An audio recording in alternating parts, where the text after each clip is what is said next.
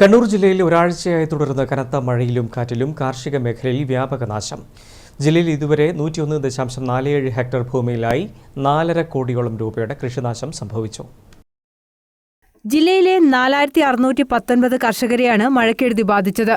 പേരാവൂർ, പയ്യന്നൂർ ബ്ലോക്കുകളിലാണ് ഏറ്റവും കൂടുതൽ നാശനഷ്ടം റിപ്പോർട്ട് ചെയ്തിട്ടുള്ളത്.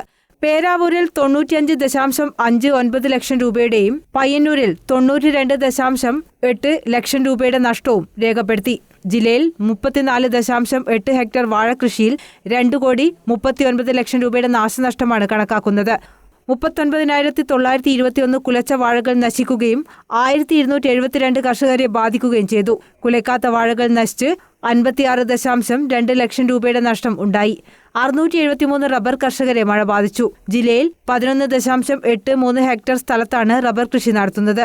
ഇതിൽ 2847 ടാപ്പിംഗ് നടത്തുന്ന റബ്ബർ മരങ്ങളും ടാപ്പിംഗ് ഇല്ലാത്ത 1010 റബ്ബർ മരങ്ങളും നശിച്ചു. ആകെ 72.9 ലക്ഷം രൂപയുടെ നഷ്ടം സംഭവിച്ചിട്ടുണ്ട്.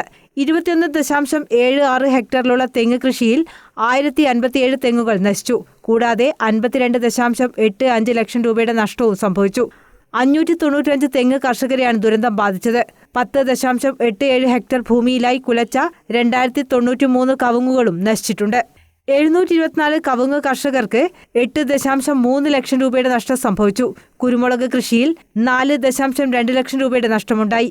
കശുമാവിൻ കൃഷിയിൽ 1.69 ലക്ഷം രൂപയുടെ നഷ്ടം സംഭവിച്ചു.